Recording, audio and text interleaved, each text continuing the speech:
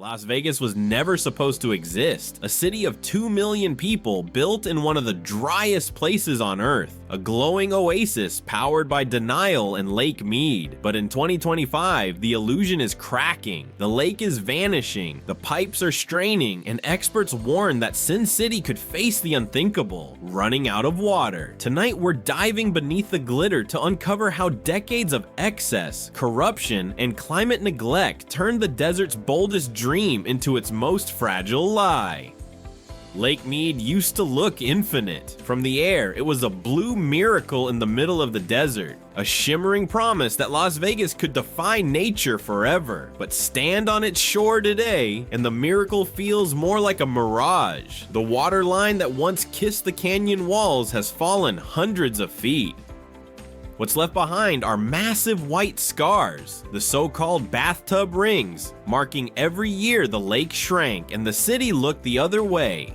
Lake Mead isn't just a lake, it's the lifeblood of the entire Southwest, feeding 25 million people across Nevada, Arizona, and California. It powers Hoover Dam, cools Las Vegas's endless air conditioners, fills the fountains at the Bellagio, and keeps 2 million residents alive in a place that shouldn't exist. But that lifeline is dying. The numbers are staggering. In the early 2000s, Lake Mead was nearly full. Today, it's less than a third of its capacity, the lowest it's been since the dam was built in the 1930s. Each year, the shoreline retreats farther, revealing long-buried boats, ghost towns, even human remains. For decades, Vegas told itself this was temporary, a bad drought. But scientists say the truth is much worse. It's not a drought, it's aridification, a permanent drying of the West. The causes are layered and ugly. Start with overuse. The Colorado River, Lake Mead's only real source, has been over-allocated since the 1920s. Politicians divided the water as if the river were eternal, ignoring the limits of nature. Then came climate change, slashing snowfall in the Rockies, evaporating reservoirs faster than they could refill. Add in population growth, endless golf courses, and luxury pools, and the result is predictable. The system is breaking. For Las Vegas, that reality hits hard. The city draws 90% of its water from Lake Mead. Without it, the fountains stop, the hotels close, and the neon fades. In desperation,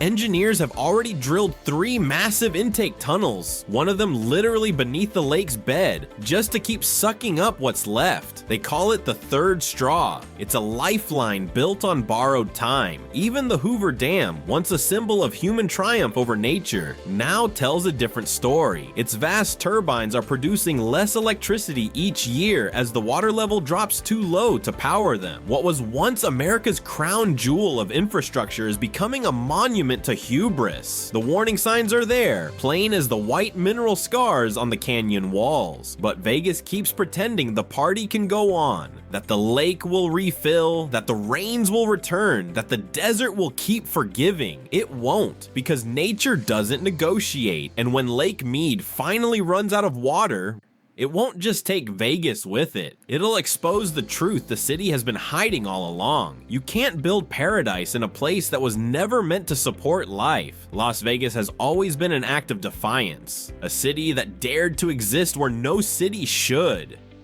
Built on sand, powered by illusion, and fed by a single artery of water that was never meant to last. If Lake Mead is the body, then Vegas is the addiction. A metropolis hooked on borrowed water and blind optimism. The story starts in the 1930s when engineers tamed the Colorado River with Hoover Dam. What they created wasn't just a reservoir, it was a fantasy made real. They turned the desert green, the lights permanent, and the impossible possible. For decades, Vegas thrived on the illusion that water could be conquered. The fountains danced, the golf courses glowed, and the suburban lawns stayed lush under a merciless sun, but every drop came at a cost. By the 1980s, Las Vegas was already using more water than it could replace. The city's population exploded, from a few 100,000 to over 2 million. Developers paved over desert scrublands to build sprawling suburbs, each one with its own pools, lakes, and artificial streams. Every home came with a patch of grass, a symbol of status in a place that should never have seen green. The Southern Nevada Water Authority tried to adapt. They banned new lawns, launched aggressive conservation programs, even recycled wastewater back into the system. To their credit, Vegas became one of the most water-efficient cities in the country, on paper, but efficiency can't fix overconsumption. The city still uses billions of gallons a year to keep the illusion alive. Fountains spraying mist into the desert air, endless hotel pools evaporating under 110-degree heat. And then came the real irony. The water Vegas depends on doesn't even belong to it. The Colorado River is divided among 7 states and Mexico, all fighting for a shrinking supply. Nevada's share is tiny, just 2% of the total, and even that's under threat. If the federal government declares an official shortage emergency, Vegas could see its allocation cut further. Imagine a city of 2 million people with no reliable water source. That's not science fiction. That's next decade's forecast. But the addiction runs deeper than policy. Vegas's entire identity, its architecture, its tourism, its myth, is built on the illusion of abundance.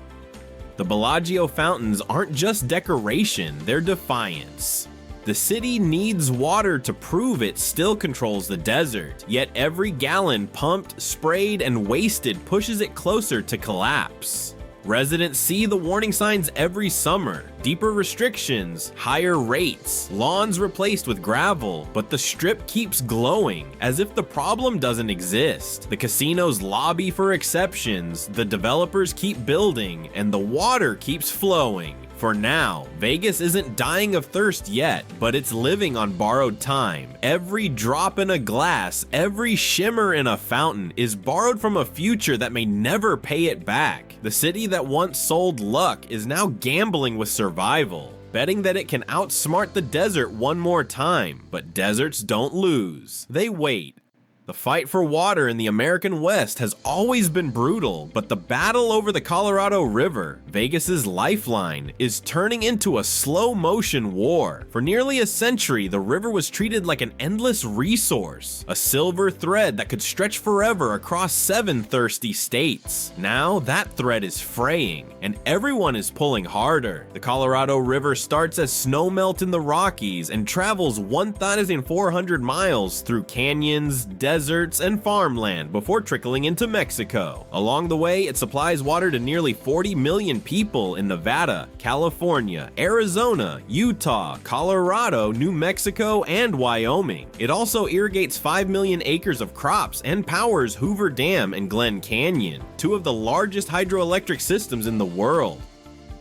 But here's the problem. The river was overpromised from the very beginning. In 1922, when politicians and engineers divided its flow through the Colorado River Compact, they based their math on the wettest decade in history. They assumed the river could provide far more water than it actually could, and that assumption became law. For decades, states built cities and farms around a lie. Now the truth is catching up. Climate change has reduced the river's flow by more than 20% in the last 20 years. Snowpack in the Rockies, the source of most of that water, is shrinking. Evaporation and overuse are eating away what's left, and still, the demand grows. California insists on keeping its massive agricultural rights. Arizona wants to protect its booming suburbs. Nevada, home to Las Vegas, is the smallest player in the fight, but it's also the one with the least margin for error. The negotiations have turned ugly. Behind the polished press conferences and collaboration slogans, the states are locked in a quiet knife fight over survival. California accuses Arizona of hoarding water through secret storage deals. Arizona blames the feds for decades of mismanagement. And Nevada, it's stuck in the middle trying to defend its dwindling share, while its one water source, Lake Mead,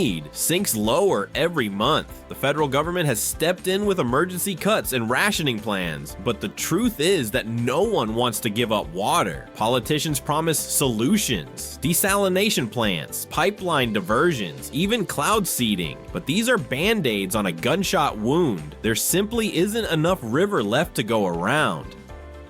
Meanwhile, the environmental cost is catastrophic. The once mighty Colorado now often fails to reach the sea, dying in the Mexican desert miles before the coast. Fish species are collapsing, wetlands are vanishing, and indigenous tribes who depend on the river are being pushed aside yet again. For Vegas, the implications are existential. Its survival depends on diplomacy it can't control. If the river wars escalate, and they will, the smallest, thirstiest city in the desert could be the first casualty. And as the politicians fight over percentages, the river keeps shrinking. It doesn't care about compacts, states, or borders. It just flows. Slower, smaller, and fainter every year. The house built on borrowed water is now playing its final hand. When you corner Las Vegas, it doesn't surrender. It doubles down.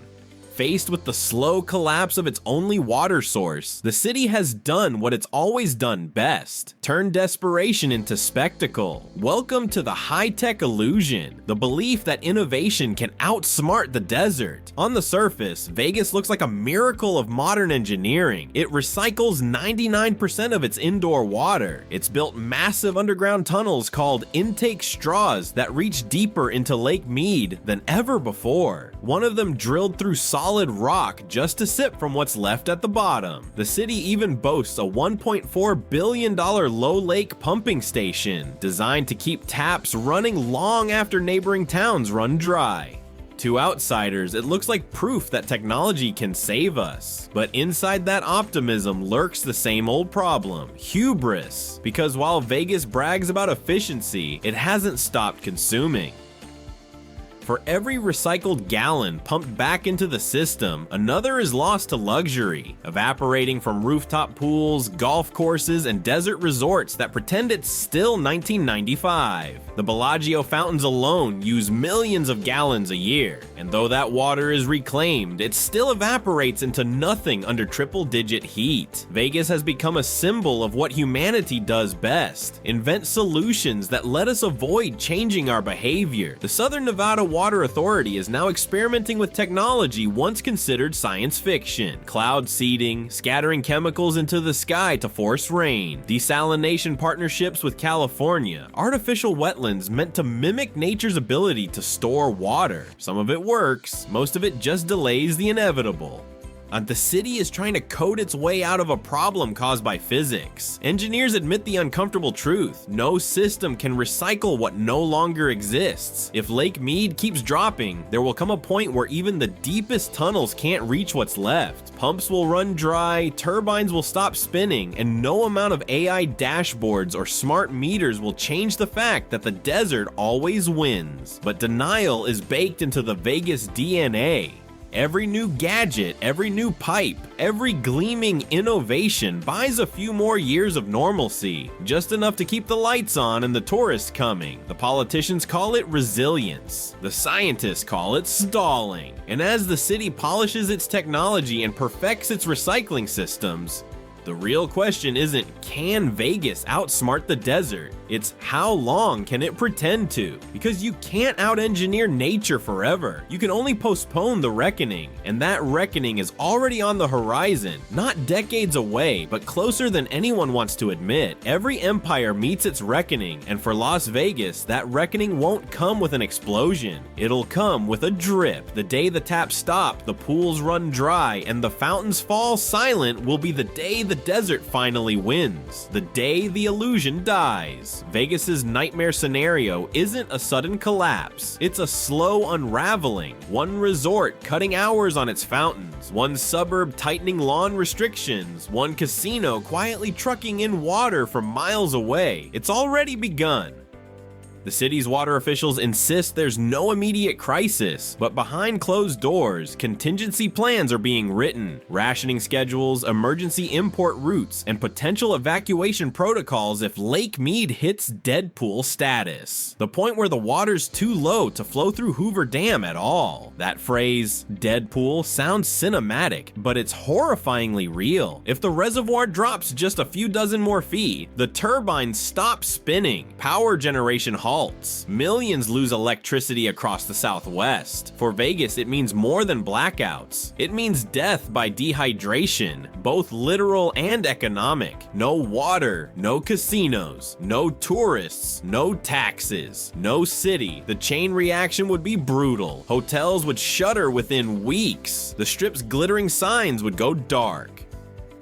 Entire neighborhoods, dependent on a system designed for abundance, would face rationing measured in buckets, not gallons. Even with conservation, the infrastructure was never built for scarcity. The desert would reclaim what's hers, inch by inch. And yet, the most haunting part is psychological. Vegas's power was never just electricity or water. It was the promise that anything was possible, that a city could rise from nothing, powered by will alone. When that illusion evaporates, what's left? A ghost town with good branding, a monument to denial. Some optimists believe salvation will come from desalination, from politics, from some future miracle. But the math doesn't care about hope. The river is drying faster than innovation can keep up, and Vegas is gambling with a stacked deck. The longer it waits to face reality, the higher the odds against it. So when the lights finally flicker out, when the last tourist walks away and the wind howls through the empty streets of a city that once sold immortality, maybe the desert will feel quiet again, peaceful, balanced, as it always was before humans tried to cheat it. Because the truth is simple, the desert doesn't hate us, it just doesn't need us. And one day soon, when the fountains stop dancing and the neon dies for good, it won't be the apocalypse, it'll just be nature collecting her winnings.